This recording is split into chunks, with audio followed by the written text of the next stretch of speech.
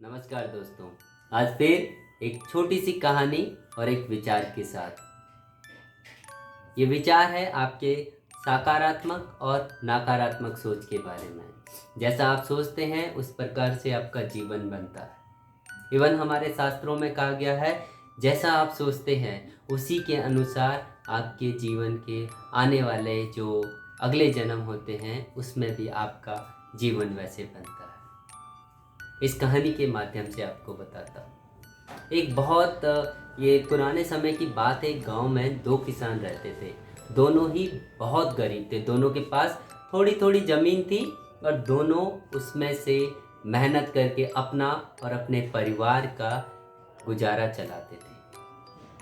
अचानक कुछ समय पश्चात दोनों की एक ही दिन एक ही समय पे मृत्यु हो गई। यमराज दोनों को एक साथ भगवान के पास ले गए। उन दोनों को भगवान के पास ले जाया गया। भगवान ने उन्हें देख के उनसे पूछा, अब तुम्हें क्या चाहिए? तुम्हारे इस जीवन में क्या कमी थी? अब तुम्हें क्या बनकर मैं पुनः इस संसार में भेजूं? भगवान की बात सुनकर उनमें से एक किसान बड़े गुस्से से बोला, हे भगवान, आपने इस जन्म में मुझे बहुत ही बेकार जिंदगी दी। आपने कुछ भी नहीं दिया मुझे। पूरी जिंदगी मैंने बैल की तरह खेतों में काम किया और जो कुछ भी कमाया बस पेट भरने में लगा दिया। ना ही मैं कभी अच्छे कपड़े पहन पाया और ना ही कभी अपने परिवार को अच्छा खाना खिला पाया।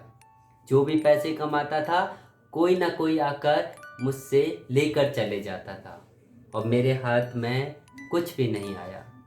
देखो भगवान, कैसे जानवरों जैसी जिंदगी मैंने जी है। दोस्तों, उसकी बात सुनकर भगवान कुछ समय मौन रहे और पुनः उस किसान से पूछा, तो अब क्या चाहते हो तुम? इस जन्म में मैं तुम्हें क्या बनाऊं? भगवान का प्रश्न सुन के दोस्तों वो किसान पुनः बोला, हे भगवान, आप कुछ ऐसा कर दीजिए कि मुझे कभी किसी को कुछ भी ना देना पड़े। मुझे तो केवल हर तरफ से पैसा ही पैसा मिले। अपनी बात कहकर वो किसान चुप हो गया। भगवान ने उसकी बात सुनी और कहा, तथास्तु, तुम अब जा सकते हो और तुम्हें ऐसा ही जीवन दूंगा जैसा तुमने मुझसे मांगा है। उसके जाने पर भगवान ने पुनः दूसरे किसान को बुलाया और दूसरे किसान से पूछा, तुम बताओ तुम्हें क्या बनना है? तुम्हारे जीवन में ऐसी क्या कमी रह गई थी?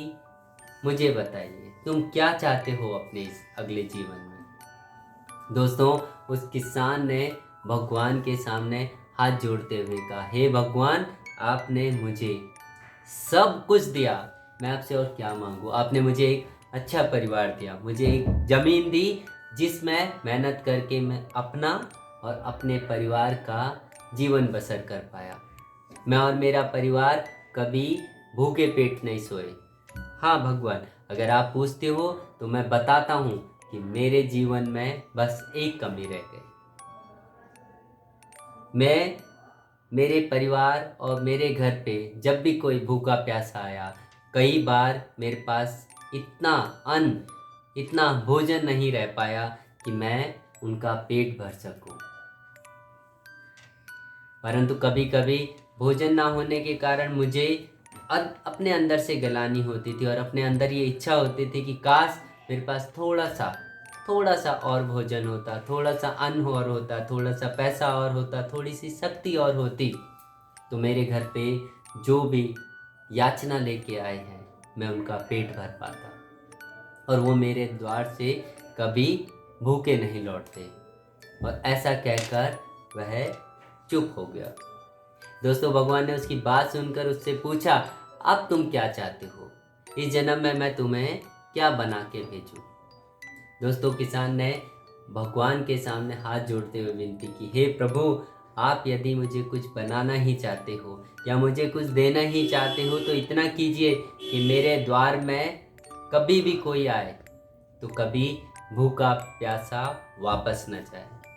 दोस्तों, उसकी बात सुनकर भगवान ने उससे कहा, तथास्तु, तुम जाओ, तुम्हारे द्वार में कोई भी कभी भूखा प्यासा नहीं जाएगा, और तुमने जैसा इस जीवन में जो कमी रह गई है, अगले जीवन में आपको आपकी इच्छा के अनुसार आपको वो चीज़ें मिलेगी। दोस्तों, अब दोनों किसानों का दोबारे उसी गांव में एक साथ जन्म हुआ और दोनों एक साथ बड़े हुए।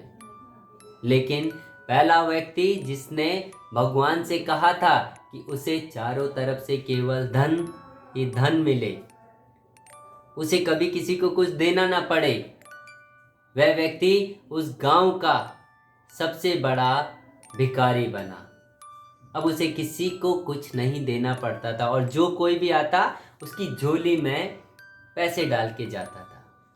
और दोस्तों, वहीं दूसरा व्यक्ति जिसने भगवान से कहा था कि उसे कुछ नहीं चाहिए, केवल इतना हो जाए कि उसके द्वार से कोई भी कभी भूखा प्यासा ना जाए, वह उस गांव का सबसे अमीर आदमी बना। दोस्तों, आशा करता हूँ ये कहानी पसंद आएगी, क्योंकि हर बात के दो पहलू होते हैं, एक सकारात्मक, एक नकारात्मक। अब ये आपकी सोच पर निर्भर करता है कि आप चीज़ों को नकारात्मक रूप में देखते हैं या सकारात्मक रूप में।